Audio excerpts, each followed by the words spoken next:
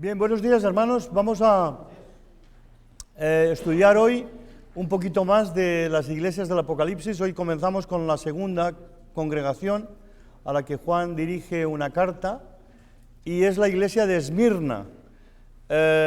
Y yo le he subtitulado la iglesia pobre y rica al mismo tiempo. Es un contraste de que el lugar donde se encuentra la iglesia, económicamente la gente vive bien, es rica, pero, o mejor dicho, es pobre en este caso. La gente podía tener mucho dinero, pero la iglesia, los creyentes eran pobres, pero materialmente, pero ricos en cuanto al conocimiento de Dios. Y esto es lo más importante. La carta a la iglesia de Esmirna es la más breve de todas las cartas. Veréis que tiene muy pocos versículos. Esmirna es una comunidad cristiana en pleno apogeo.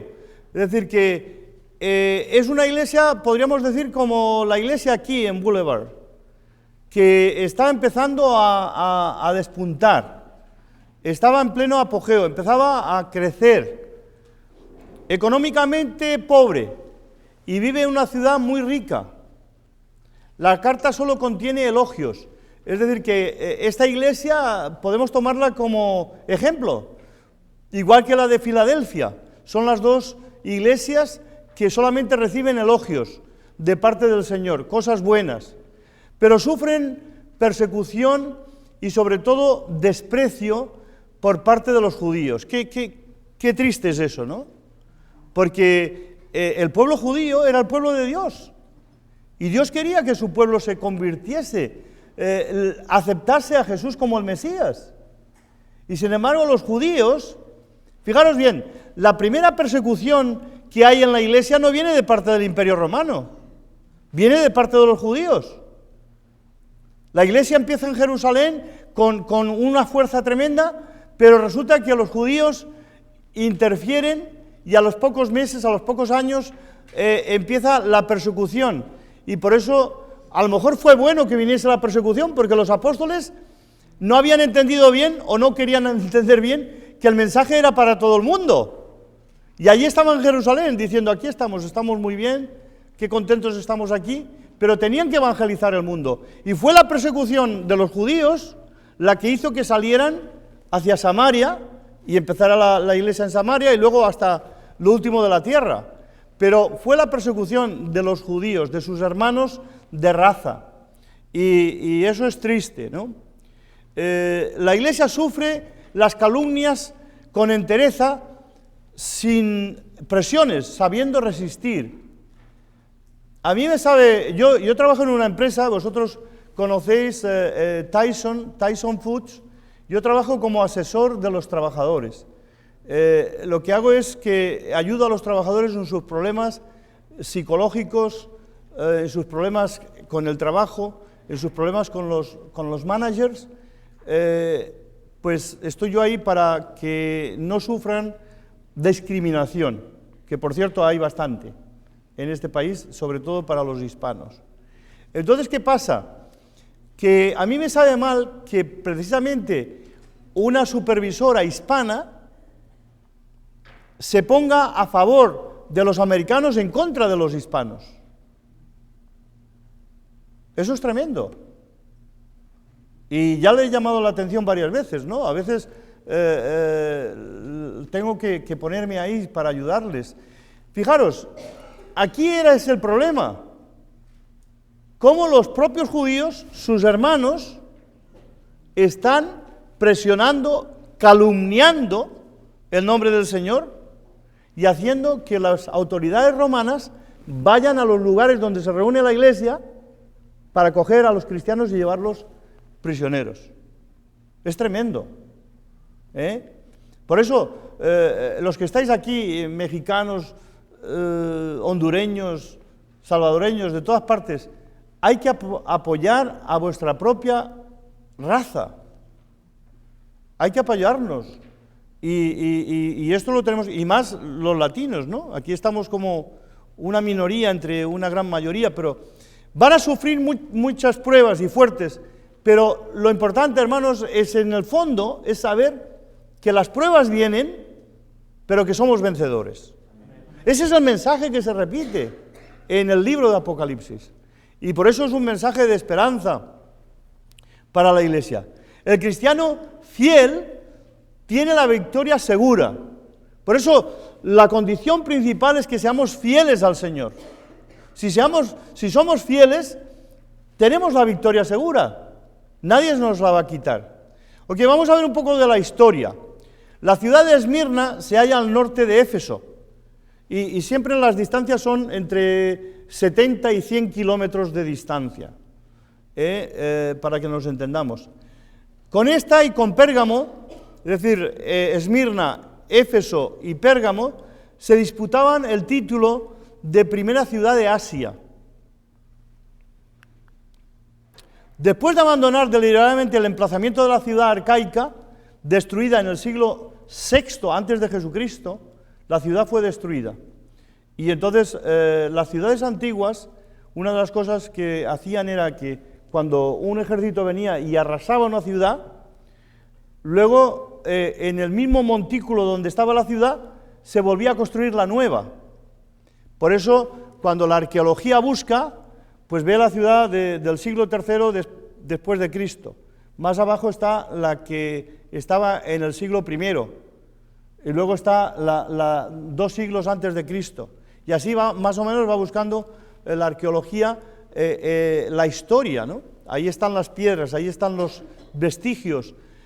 Antígono, uno de los sucesores de Alejandro, hizo construir a principios de la época helenística una nueva ciudad. Fijaros que la ciudad fue destruida 600 años antes de Cristo. Muy bien. 300, que es la época ya de los griegos. 300 años después se construye la nueva ciudad al pie de la colina de Pago. Su situación incomparable, la bella disposición de su diseño, los griegos hacían unos edificios impresionantes. La elegancia de las columnas. Hay columnas en Grecia, todavía hasta el día de hoy, hay templos que se conservan, hermanos, pero intactos. No se ha movido ni una piedra, el templo está allí. Del año 700 antes de Jesucristo. ¿Os imagináis? Yo los he visto, no es que me lo hayan contado, los he visto. Por eso es muy interesante cuando Pablo va a Atenas, en el libro de los Hechos.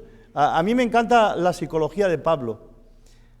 Se pasea por la ciudad de Atenas y allí está viendo él yo me imagino que fueron entre 7 y 10 días o 15 días, fue paseándose por la ciudad y viendo los magníficos templos, columnas de mármol, hermanos, de mármol de una sola pieza, no es que estaban un trocitos de mármol empalmados, no, de una sola pieza, que los cortaban en la montaña y tenían entre 7 y 9 metros de altura, columnas que necesitas 2 o 3 personas para rodearlas, y eso de una sola pieza de mármol, hermanos. ¿Cómo lo hacían? Vaya usted a saber. Pero lo interesante es que Pablo se pasea por la ciudad de Atenas y ve esos templos. Dice, esto es tremendo. Y los griegos, aún hasta el día de hoy, tienen eso en sus genes. Me estoy alargando un poquito más porque esta lección es más corta, como he dicho, entonces tenemos que cubrir los 45 minutos, pero yo os doy un poco de historia. Los griegos hasta el día de hoy, tú vas a Grecia y ¿sabes lo que hacen? Lo primero que te dicen, oye, ¿de dónde vienes? Pues vengo de España. Cuéntame, párate ahí y explícanos qué traes de nuevo. Y eso es lo que hacen con el apóstol Pablo. Le dicen, oye, ¿de dónde vienes tú? Oh, yo vengo de Jerusalén. Párate ahí. ¿Qué era el Areópago? Él se para, es una plataforma. Una plataforma y la gente estaba ahí de pie. Y desde la plataforma él habla a la gente. Yo he visitado ese Areópago y lo interesante, ¿sabéis lo que es? El discurso de Pablo a los atenienses está escrito en griego, en una placa de bronce, y puesto allí, en una roca, y puesto todo el discurso de Hechos 17, está ahí. Bueno, él se sube, ¿qué es lo que les dice? ¿Cómo les entra psicológicamente, no? Esto para los predicadores. ¿Cómo tenemos que hablar a la gente? Dice, me he fijado que aquí en esta ciudad, por todo lo que he visto, vosotros sois gente muy religiosa. Y hasta tenéis un templo, y eso lo tenían los griegos, porque se ha descubierto en la arqueología. Tenéis un templo al Dios no conocido. Porque los griegos decían, bueno, vamos a hacerle un templo a un Dios que nosotros no conocemos por si acaso. No sea que ese Dios nos castigue, ¿no? Sí, era así. Un templo a los dioses que ellos conocían. Pero vamos nosotros a hacer un templo a un Dios no conocido. Y fijaros la psicología de Pablo. Dice, bueno, ese Dios que le habéis hecho el templo, que vosotros no conocéis, yo os voy a hablar de él. Y claro, la gente se queda, a ver, dinos. Pablo, estamos interesados en eso. Y Pablo les da el discurso de Hechos 17. Hermanos, qué psicología, ¿no? ¿Cómo les entra? Y dice, bueno, de ese Dios que vosotros habéis hecho ahí un templo, yo les voy a hablar. Y empieza a contar la historia de la salvación, ¿verdad? Claro, los griegos no creían en la resurrección. Cuando llegó ahí ya dijo, mira Pablo, termina el discurso porque por ahí no entramos, ¿eh? Sin embargo, muchos creyeron allí. Lo interesante es que la iglesia, no sabemos por qué, la iglesia de Atenas no creció, porque no se menciona en la Biblia. Donde creció fue unos kilómetros más para allá, en Corinto y en otros lugares, pero no creció allí. Ahora, fijaros que Esmirna tenía esas columnas, los templos, la opinión del antiguo geógrafo Estrabón, que era una de las ciudades más hermosas del Asia romana. Las ciudades de aquel entonces realmente causaban impacto por esos edificios tan grandes, tan bonitos, ¿no? Es la única ciudad que ha permanecido en pie hasta nuestros días, porque todas las demás, pues, quedaron destruidas, se han encontrado, bueno, ahí están toda la arqueología y tal, pero esta ciudad de Esmirna sigue hoy. Y tenía y tiene aún hoy una excelente biblioteca y un magnífico puerto. Vamos a ver ahora una fotografía. Era famosa por sus juegos, también. Los griegos son los que inventaron los Juegos Olímpicos, como sabéis. Y se empezaron a organizar en Olimpia, una ciudad griega, y de ahí viene el nombre de Juegos Olímpicos, porque venían de Olimpia. Y sabéis que cada vez que hay Juegos Olímpicos, la llama se enciende allá en Olimpia, en Atenas, y desde allí recorre hasta la ciudad donde se van a celebrar, como este año en Londres. Tenía, por lo tanto, un estadio olímpico, donde se hacían las competencias. Es muy interesante de correr, sobre todo lo que más se hacía era pues gimnasia y correr en el circuito, y así también como un teatro. Los griegos son los inventores del teatro. Los teatros griegos eran también muy preciosos. Luego los romanos hicieron los anfiteatros romanos al estilo de los griegos, pero ellos lo hacían para ya combatir, es decir, lucha hombre y hombre y lucha hombre y animal. Ya era una cosa muy, muy salvaje lo que hicieron los romanos. Y las monedas de uso diario tenían la siguiente inscripción. Fijaros, esas son las monedas de allí, de Esmirna. La primera ciudad de Asia en belleza y grandeza. Imaginaos, ponían eso en la moneda, ¿verdad? En las monedas hoy tenemos, en las monedas que tenemos aquí, pues se ve, nosotros en Dios confiamos, ¿no? Pone un título o pone otra cosa. Pues allí tenía la primera ciudad de Asia en belleza y grandeza. Pero la ciudad tenía dos características que la hacían complicada para el desarrollo del cristianismo. ¿Cuáles eran las dos características? Por una parte, fue la primera en levantar un templo a la diosa Roma. Es decir, que Roma, como ciudad, la consideran ya como una diosa, y le levantan un templo a la diosa Roma, y desde el año 23 después de Cristo tenía un templo dedicado al emperador Tiberio, que en ese momento es el emperador que hay en Roma, por lo que se le denominaba con el título de Neocoros, es decir, guardia del templo o guardiana del templo, que esa es la frase que también aparece en Hechos 19:35. Se adoraba allí a la diosa Isis, a la diosa de la fertilidad y de la maternidad, y a Cibeles, que es la diosa o la madre de todos los dioses del mar.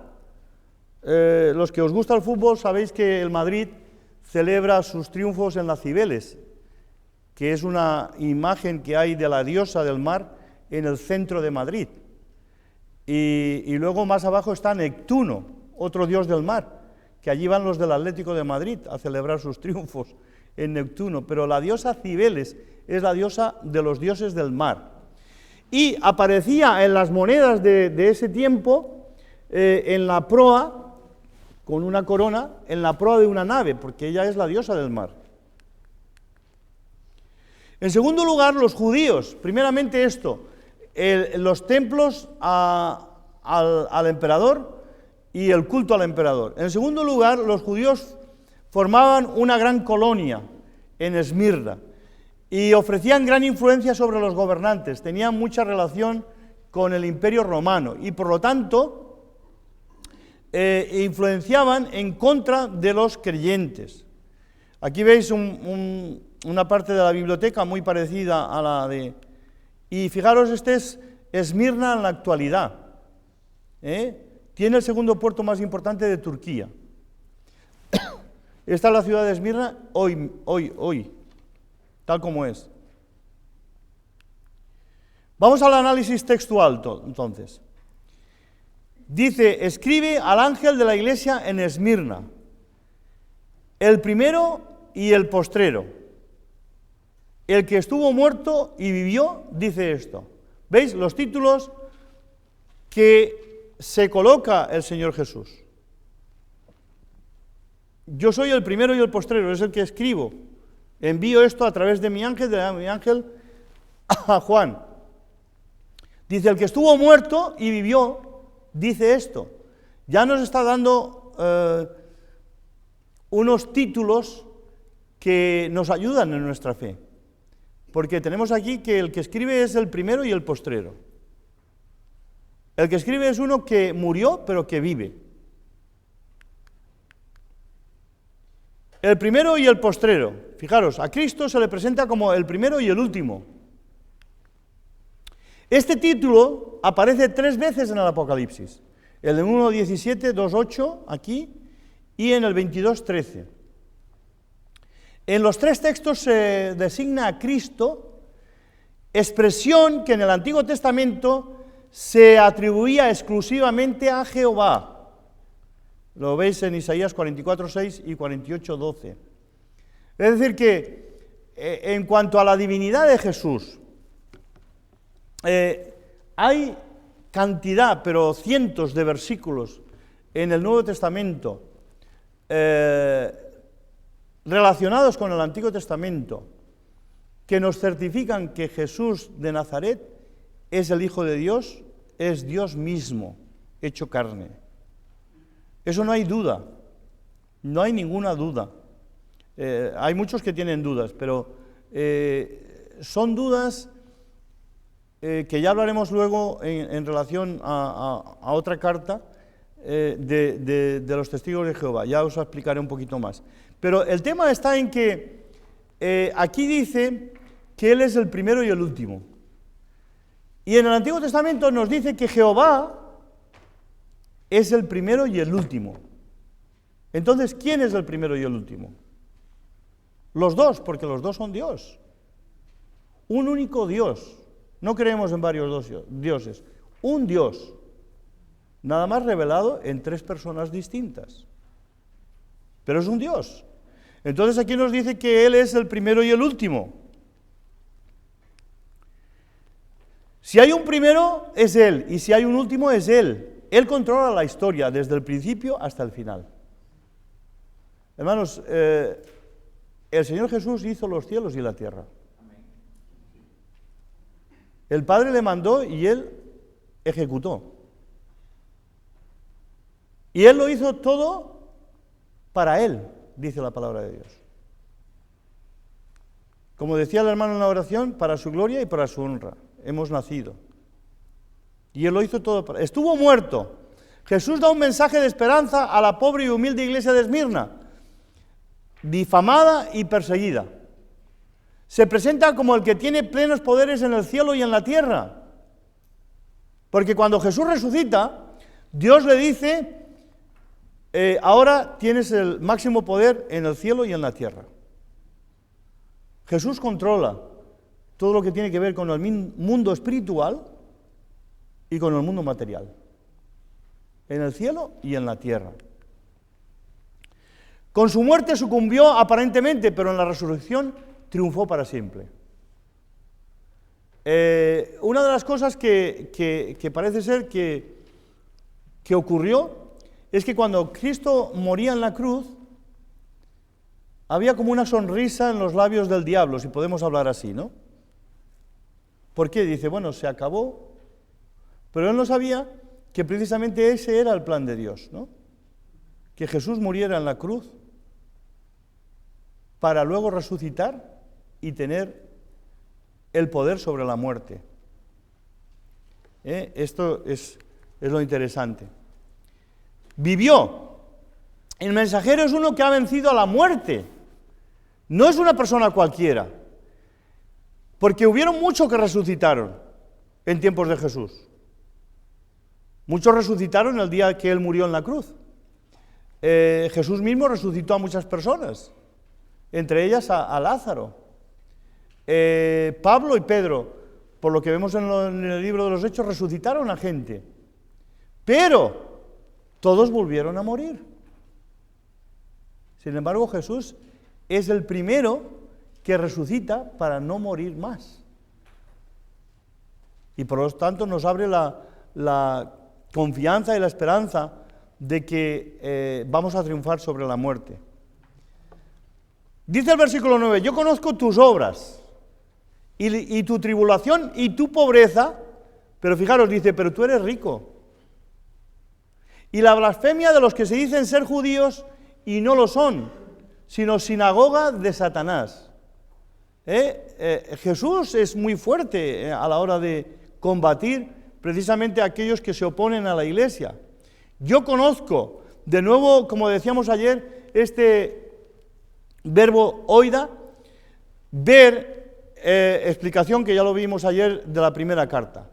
Es decir, que Jesús conoce todo, tiene un conocimiento total de las cosas, no por experiencia, sino intrínseco, en él mismo, y por ello conoce el estado de angustia y de pobreza en el que se encuentra la iglesia de Esmirna.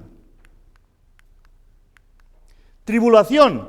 La tribulación son las presiones sociales. La iglesia ha soportado una persecución que le ha traído como consecuencia una pobreza material importante, debido, entre otras cosas, a los procesos judiciales de los que salía perdedora y también a los saqueos por parte de los paganos y de los judíos. No podía hacer prácticamente nada en contra del Imperio Romano, porque los acusaban de cualquier cosa para llevarlos a la cárcel y para luego llevarlos al circo.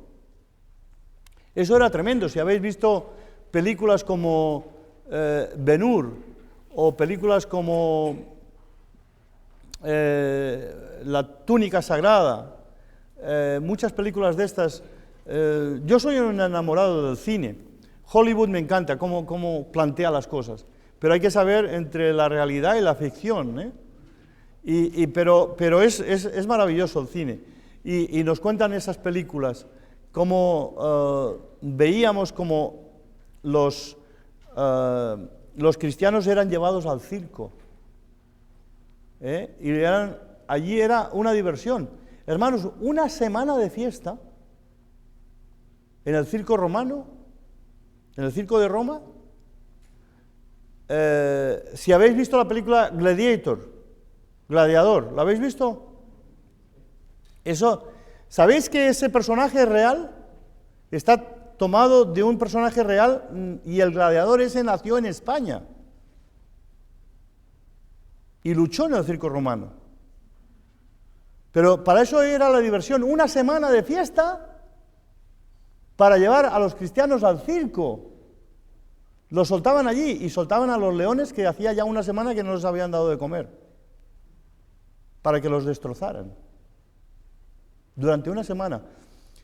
Animales, se cuenta en la historia que a veces habían más de 600 tigres y leones, elefantes. Fijaros lo que tenían que hacer, ir al África, porque eso no está en Europa, los animales estos. Ir a la África, cazar los leones y los tigres, embarcarlos en barcos y llevarlos a Roma para el circo. Y cada año era una fiesta de una semana. ¿Cómo se divertían? Viendo morir a la gente. Tremendo, pero eso es así. Las presiones que tenían entonces. Las presiones hoy son presiones sociales. Son de otro tipo, pero igualmente traen pobreza a nuestra iglesia. No tanto en lo material, sino en la mediocridad en que se instaura en las personas que la conformamos. A veces hoy las presiones sociales, hermanos, son de otra índole. Hoy no nos llevan al circo, pero nuestra mente nos lleva a lugares que no debemos ir, o nos lleva a hacer cosas que no debemos hacer, o la presión social, ¿no? Depende de los amigos que tengamos. ¿Dónde vas tú con tus amigos? A veces te pueden invitar a ir por ahí a tomar unas copas, como dicen ellos, a pasárselo bien. ¿Te dejas influenciar por esa presión? Hay una presión social. Hoy vivimos en una sociedad que lo tenemos todo. Hoy es muy fácil quedarse en casa viendo la televisión. Hay gente que le encanta la televisión. No voy a criticar a las mujeres porque vean novelas. A veces ver una novela es mejor que ver una película de guerra. Pero ahora con el Internet, ¿cuánta gente? Yo me fijo en eso, ¿no? Yo estoy ahí en el Facebook, pero yo entro en el Facebook, miro a ver si alguien ha escrito algo interesante y a veces veo cada tontería, cada cosa más rara, que hasta me sorprendo. Pero luego veo otras cosas que sí que me llaman la atención, y es, ahora les ha dado a algunos predicadores por estar debatiendo en el Internet, en los foros estos. Y yo digo, ¿qué pasa? No tienen nada que hacer porque están todo el día ahí debatiendo de tonterías. Que si la mujer en la iglesia, que si la música, cosas que ya están trilladas desde hace 50 años.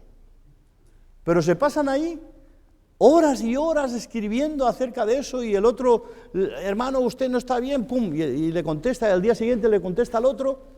¿Qué pasa? ¿Que esta gente no tiene nada que hacer? Yo pienso que no tienen una meta, no tienen un objetivo. Yo tengo mis horas bien programadas, porque si no, no hago nada. Si yo trabajo secularmente, estoy escribiendo libros, que luego los presentaremos, y estoy dando seminarios, si yo no tengo un horario organizado, no haría nada. Yo la televisión la veo 1 hora al día, por la mañana, que me pongo las noticias de España, y me entero de las noticias del mundo. Y nada más, porque es que no tengo tiempo. Yo trabajo de 4 de la tarde, de 4:30 hora, hasta las 11:30 de la noche. Y luego me quedo hasta las 2 de la mañana, hasta la 1:30, porque mi mujer trabaja conmigo en la misma empresa, y ella sale a la 1:30. Entonces la tengo que esperar. Pero ¿qué hago yo? Fijaros bien, ¿qué hago yo de las 11:30 a la 1:30? 2 horas tengo. Pues yo me llevo libros, y me llevo material, y estoy las 2 horas trabajando. En el trabajo, porque tengo libertad, tengo mi propio despacho, mi propia computadora y tal. Entonces yo allí trabajo 2 horas, todas las noches, hasta la 1:30. Y es la mejor hora, porque no hay nadie en la oficina, estoy yo solo.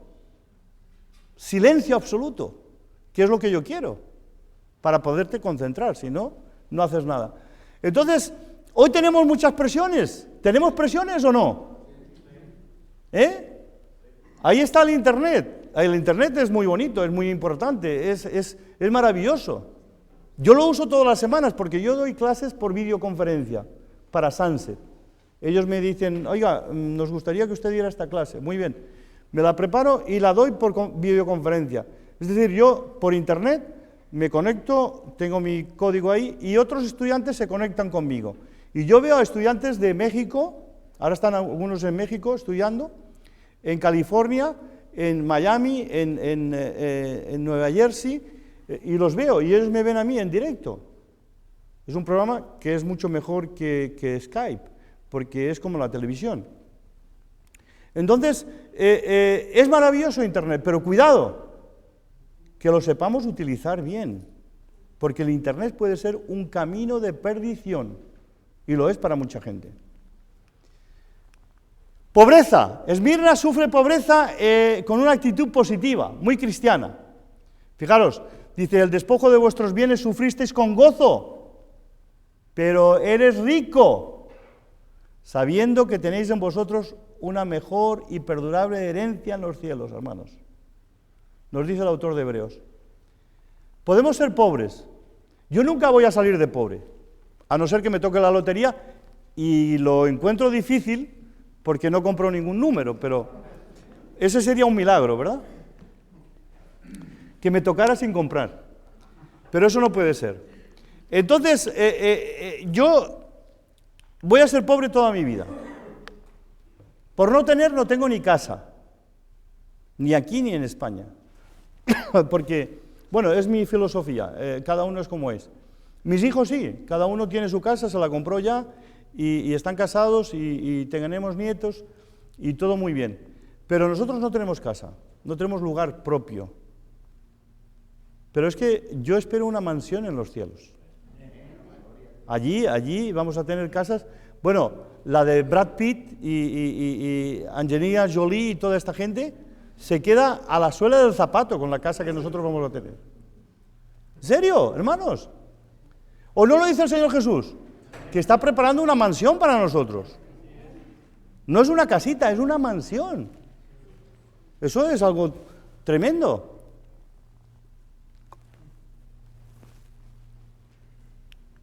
Blasfemia. Fijaros a la relación de los judíos que se infiltraban en la reunión de los creyentes.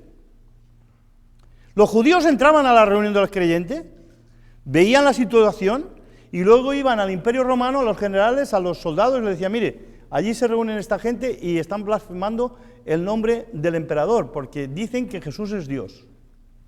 Y para ellos Jesús es Dios. Yo me he encontrado y esto ocurre hoy en día, hermanos, en Cuba, en las congregaciones cristianas, se infiltra una persona del gobierno. Y a veces esa persona del gobierno hasta se ha bautizado, hermanos. Me encontré una vez en Matanzas, que estaba hablando yo con el predicador, y estamos hablando y se acerca un chico joven de unos 22 años. Dice, vamos a dejarlo aquí, hermano, luego hablamos. Y luego me explica el por qué. Dice, ese es del gobierno, pero se ha bautizado. Ha dicho que cree, se ha arrepentido y se ha bautizado. Y está en la congregación, pero es un espía del gobierno. ¿Cómo vive la iglesia en Cuba? Es tremendo. Pero los hermanos siguen creciendo. Lo importante es que el Señor está bendiciendo a la iglesia. A pesar de las presiones que tienen, a pesar de las circunstancias que tienen, la iglesia está creciendo. Y mucho. Pero esto era una blasfemia. Los judíos y los cristianos en un ambiente hostil, cuando tenían que haber sido hermanos, ¿no? Por eso, fijaros, los judíos juraban contra Cristo como sucedió en tiempos de Pablo. Si veis en Hechos 13:45, cuando Pablo está en su primer viaje misionero, los judíos dicen que blasfeman el nombre del Señor. En ese viaje. La calumnia va contra el Señor, por eso proviene de la sinagoga de Satanás. Según Cristo, estos judíos no son auténticos y han pasado al campo del enemigo. Fijaros, los judíos se proclamaban la sinagoga de Dios, ¿verdad? Ellos tenían sus sinagogas. La sinagoga de Dios. Y Jesús les dice que vosotros sois la sinagoga de Satanás. Porque estáis blasfemando mi nombre. Y estáis haciendo cosas malas. Pero dice, no temas en nada lo que vas a padecer. He aquí el diablo echará a algunos de vosotros en la cárcel para que seáis probados. Y tendréis tribulación por 10 días. sé fiel hasta la muerte y yo te daré la corona de la vida. Fijaros qué interesante, dice, no temas en nada. Las pruebas traen miedo e incertidumbre. Pero el Señor dice, no temáis.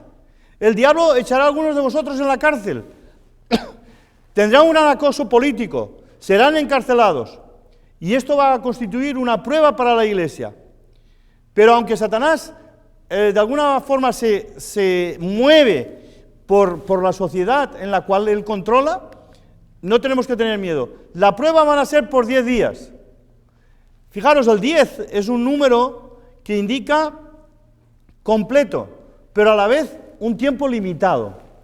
Las pruebas vienen, pero no vamos a estar con pruebas todo el tiempo.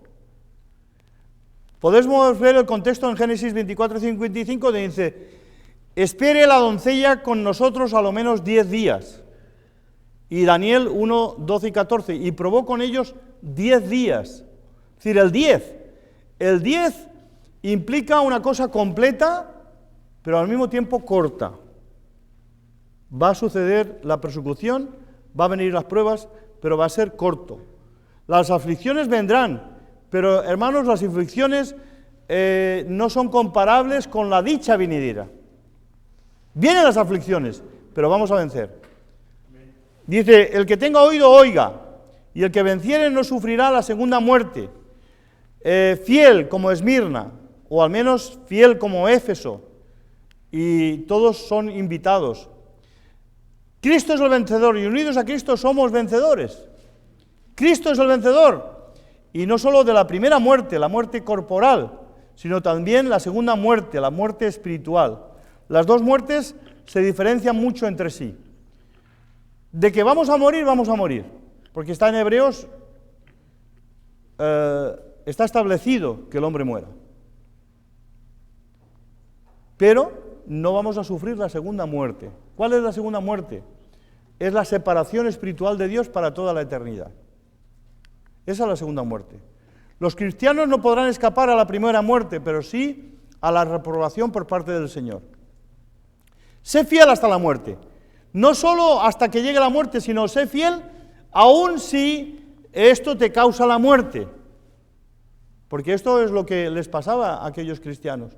Todas esas tribulaciones harán de la iglesia de Esmirna una iglesia ejemplar, firme y fuerte.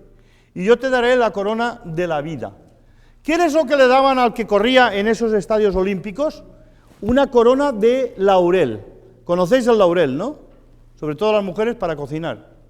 La mía lo usa mucho. Esas hojitas de laurel en la comida. Bueno, pues hacían una corona de laurel.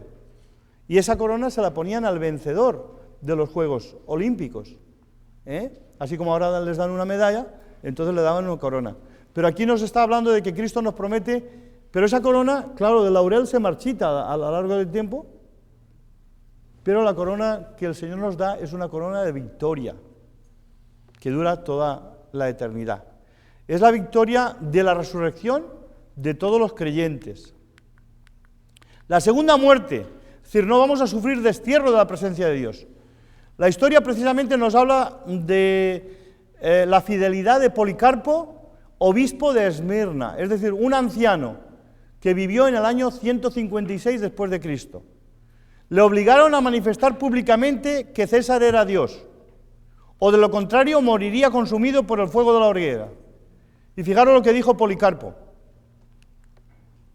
86 años he servido a Cristo y nunca me ha defraudado el Señor.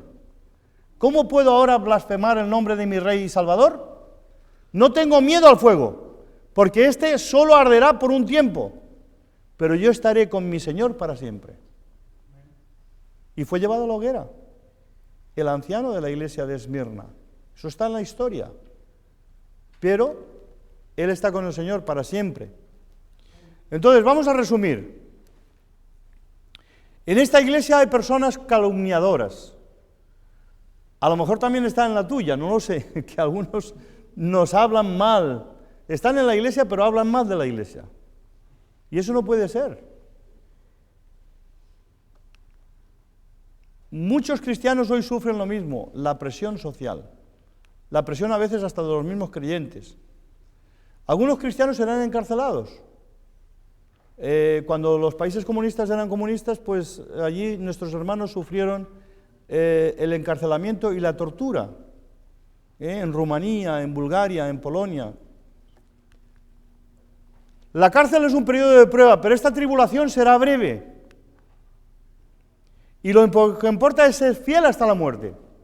Eso es lo más importante. Mantenerse fiel es la consigna del Señor para la Iglesia. Si somos fieles hasta la muerte, ya sea que muramos de ancianos, o ya sea que nos lleven y muramos antes por ser fiel al Señor, tendremos la recompensa de la corona de vida. Bueno, hasta aquí la primera lección de esta mañana. La segunda iglesia, Esmirna.